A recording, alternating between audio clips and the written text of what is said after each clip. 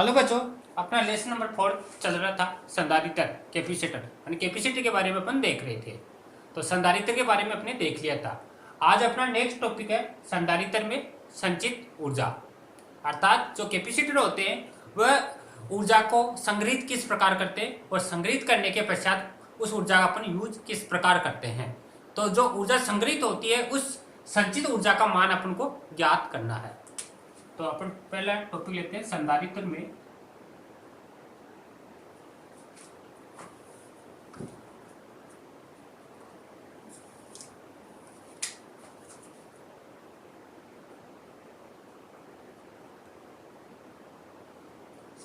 में संचित ऊर्जा।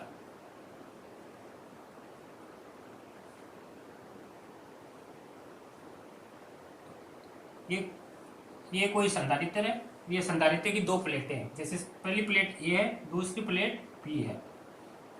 पहली प्लेट है, इस प्लेट को अपन क्यों आवेश दिया गया है, जैसे क्यों डैश मान लेते हैं, क्यों डैश आवेश इसको दिया गया।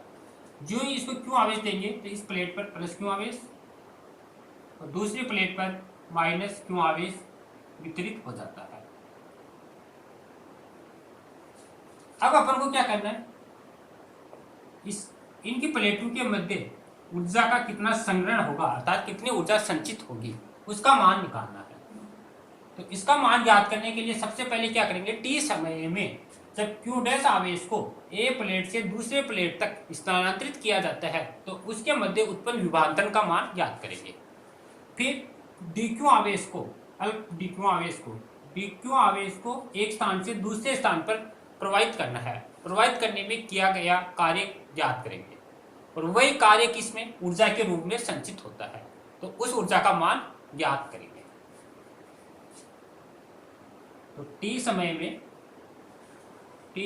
में क्यू डैश आवेश को ए प्लेट से दूसरी प्लेट तक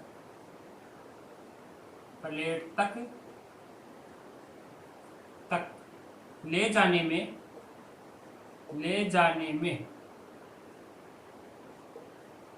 प्लेटों के मध्य विभाजन। तो प्लेटों के मध्य विभाजन कितना होगा, धारिता की परिभाषा से आपने पहले पढ़ा था क्यू बराबर था सी बी। तो विभाजन निकालना है तो वी जैसे डैश मान लेते हैं तो वी डैश बराबर क्यू डैश अपॉन में सी, इक्वेशन नंबर फर्स्ट। अब डीक्यू आवेश को ले जाने में किया गया कार्य। सबसे पहले कार्य ज्ञात करेंगे और फिर कार्य किसमें ऊर्जा के अंदर संचित हो जाएगा। तो किया गया कार्य बराबर होता है बल इंटू विस्थापन, या विभव की परिभाषा में आपने पढ़ा था वी बराबर था डी डब्ल्यू अपॉन में डी क्यू। तो यहां से डब्ल्यू बराबर होगा डी डब्ल्यू बराबर V dash D Q, equation number 2। या वी की जगह अपन वैल्यू रख देंगे क्यू डैश अपॉन में C D Q, equation number 2 इसको मान लेते हैं। यह तो है कोई छोटा सा आवेश है, अल्पार्स आवेश। इस अल्पार्स आवेश को एक स्थान से जब दूसरे स्थान पर ले जाते हैं तो ले जाने में किया गया कार्य। अब संपूर्ण आवेश को, संपूर्ण मान लीजिए कैपेसिटर को चार्ज करना है। स्टार्टिंग में क्या होता है, ये निरावेशित होता है, अर्थात क्यू बराबर 0। जब धीरे धीरे इसको चार्ज करते हैं, क्यू आवेश देते हैं, आवेश देने पर यह पूर्ण रूप से चार्ज हो जाएगा। तो उस स्थिति में क्यू का मान क्या हो जाएगा, कैपिटल क्यू, पूरा चार्ज हो जाएगा। तो उस कंडीशन में किया गया कुल कार्य, तो किया गया कुल कार्य। और ये जो कार्य है ये कार्य ऊर्जा के रूप में संचित होता है। तो कुल के लिए समीकरण 2 का समाकलन कर देंगे। समाकलन करने का डी डब्ल्यू है, डब्ल्यू का समाकलन होगा डब्ल्यू इंटीग्रेशन क्यू अपॉन में क्यू डैश अपॉन में सी, सॉरी क्यू डैश न लेके इसको क्यों ले लेंगे, क्यू अपॉन में सी और डी क्यू। लिमिट लगेगी 0 से क्यू तक। जो इसका समाकलन करेंगे सी कांस्टेंट है, क्यू का हो जाएगा क्यू स्क्वायर अपॉन 2 और लिमिट लगाएंगे 0 से 2 तक डब्ल्यू। W बराबर आएगा, इस क्यू की जगह रखे अपर लिमिट फिर माइनस लोअर लिमिट, तो क्यू स्क्वायर अपॉन में 2c, इक्वेशन नंबर 3। अब जो ये किया गया कार्य है, ये कार्य किस में संचित होता है? ऊर्जा के रूप में, इसलिए संचित ऊर्जा, प्लेटों के मध्य संचित ऊर्जा, तो ये होगी W, W की जगह पर लिखेंगे U, U बराबर क्यू स्क्वायर अपॉन में 2c, ये इसमें संचित ऊर्जा। दूसरा इसको अपन C बराबर ये भी लिख सकते हैं, क्यों बराबर होता है CV, तो C के पदों में निकालें तब आएगा U बराबर, क्योंकि जगह रखेंगे C और V, एक C से C कट जाएगा तो 1/2CV स्क्वायर, एक इस पद में भी अपन ऊर्जा देख सकते हैं। तीसरा है अपन को क्यों को गायब करना है, C इसमें आगे, C इसमें आगे, V की जगह लिखना है, C बराबर लिख सकते हैं क्यों अपॉन में V, तो इसमें C की जगह पर लिखेंगे क्यू अपॉन में V, तो जो क्यू लिखेंगे क्यू से क्यू कैंसिल, तो ये आएगा U बराबर हाफ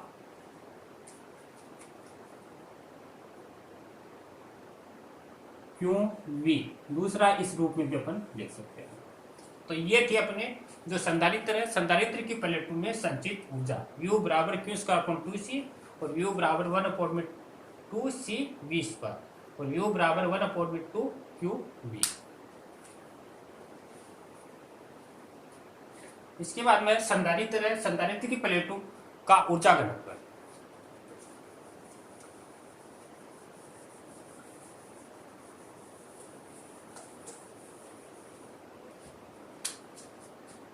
नेक्स्ट टॉपिक है समांतर प्लेट, समांतर प्लेट संधारित्र,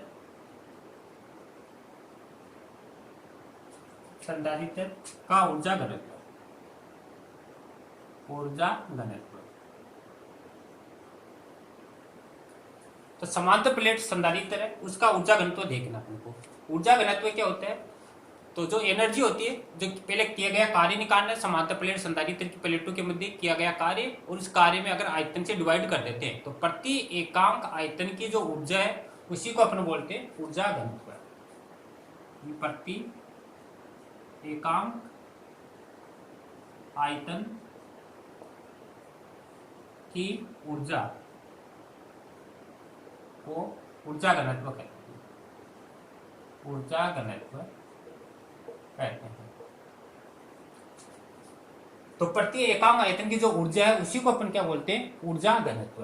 तो अभी अपने देखा था संचित ऊर्जा निकाली थी अपने संधारित्र की प्लेटों के मध्य संचित ऊर्जा, समांतर प्लेट संधारित्र की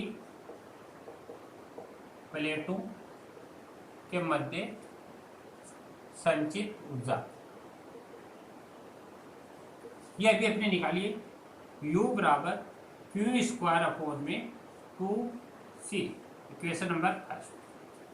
अब आपने देखा था समांतर प्लेट जो संधारित्र है उनकी प्लेट है, उन प्लेटों के मध्य उत्पन्न विद्युत क्षेत्र था E बराबर सिग्मा अपॉन में एप्सिलॉन डॉट, और सिग्मा क्या था? सिग्मा था पृष्ठ आवेश घनत्व क्यू अपॉन में A, तो ये इसमें पुटअप करेंगे तब आएगा E बराबर क्यू अपॉन में A एप्सिलॉन डॉट। अपन को क्यू का मान निकालना है और निकाल के इसमें रखना है, तो क्यू बराबर होगा वजन गुणा कर दे A एप्सिलॉन डॉट और E, इक्वेशन नंबर 2। दूसरा अपन जानते हैं समांतर प्लेट संधारित्र होता है, उन संधारित्र की धारिता होती है C बराबर A एप्सिलॉन डॉट अपॉन में T, इक्वेशन नंबर 3।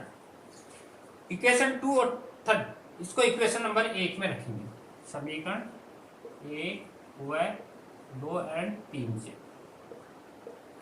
तो U बराबर Q की जगह रखेंगे A स्क्वायर एप्सिलॉन नॉट का स्क्वायर और E स्क्वायर अपॉन में 2, C की जगह रखेंगे A एप्सिलॉन नॉट और अपॉन में D।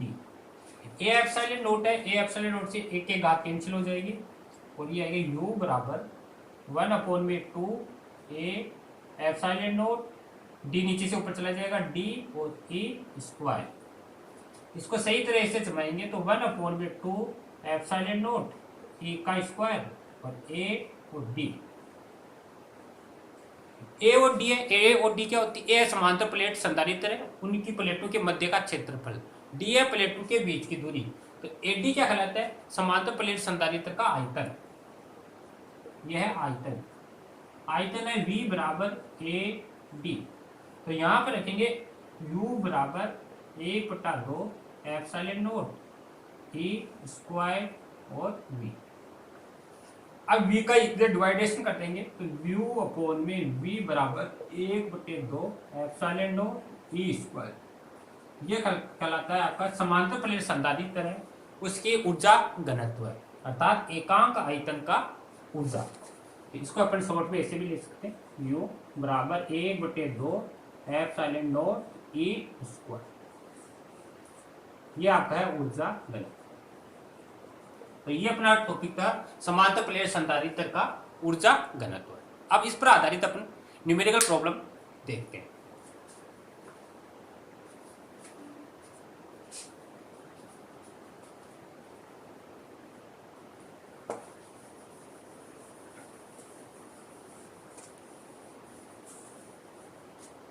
जैसे क्वेश्चन नंबर 9 दे रखा आपका, क्वेश्चन नंबर 9। ये कोई समांतर प्लेट संधारित्र है, उसको क्यों आवेश देते हैं? क्यों आवेश देने पर संग्रहित ऊर्जा W है। यदि आवेश को दुगना कर दे तो संग्रहित ऊर्जा का मान ज्ञात करो। यानी कोई समांतर प्लेट संधारित्र है, इसको क्यों आवेश दिया जाता है? क्यों आवेश दिया जाता है? तो संग्रहित ऊर्जा W है। यदि दिया गया आवेश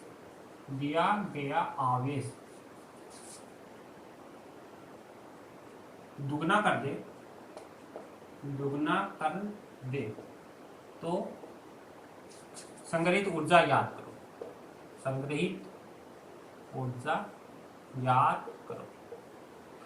तो देखो ये कह रहा है कोई समांतर प्लेट संधारित्र है, उसको क्यों आवेश दिया जाता है, और तो संग्रहित ऊर्जा W है। यदि दिया गया आवेश है उसको दुगना कर दे तो कितनी होगी संग्रहित ऊर्जा? तो अपन जानते हैं, अभी पढ़ा था, W बराबर होती है संग्रहित ऊर्जा Q स्क्वायर अपॉन में 2C, इक्वेशन नंबर 1।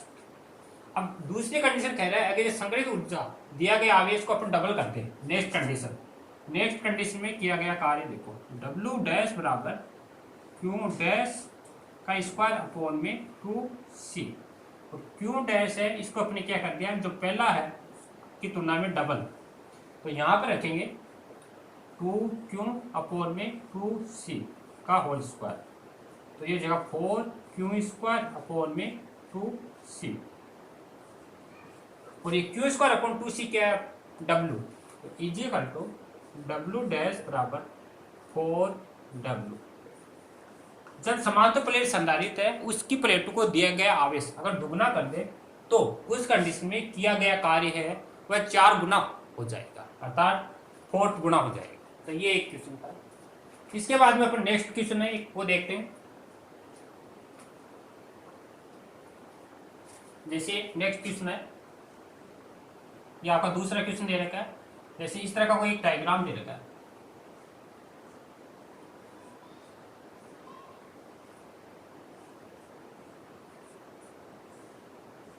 ये पॉइंट बी है और ये पॉइंट ए है। ये कह रहा है ए बी के मध्य तुल्य धारिता ज्ञात करो।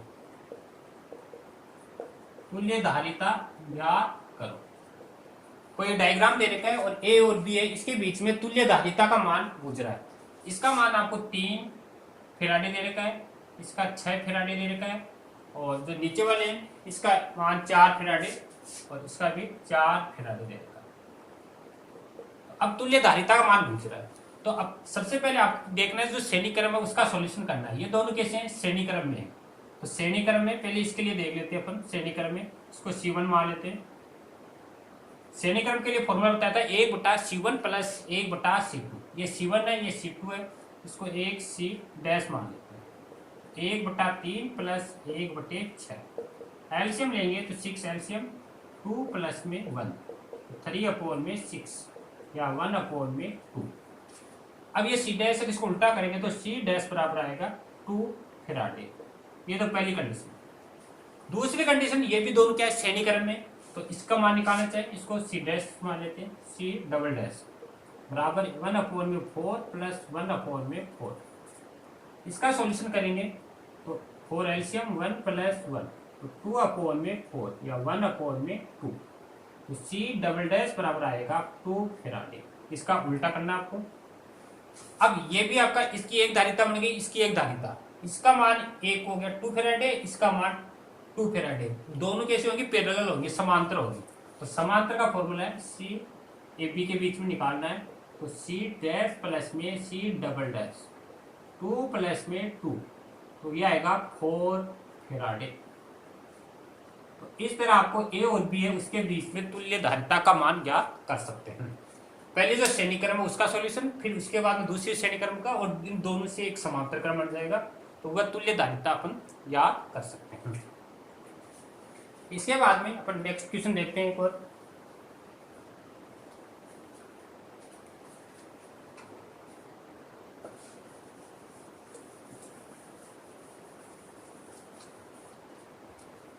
नेक्स्ट क्वेश्चन है अपना 6 क्वेश्चन है। एक इस तरह का कोई डायग्राम दे रखा है आपको।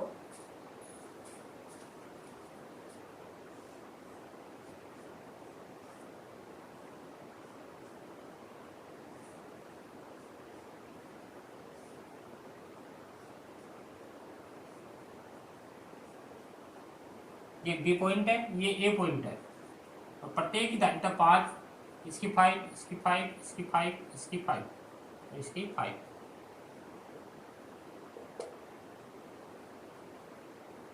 पांच फैराडे दे रखी है। अब कह रहे हैं ए और बी है, इसके बीच में तुल्य धारिता ज्ञात करो। जब इस तरह का डायग्राम होता है तो इसको अपन एक व्हाइटस्टोन ब्रिज की आकृति बनती है जिसकी 4 भुजाएं होती हैं, उसके रूप में इसको अपन को जोड़ना है।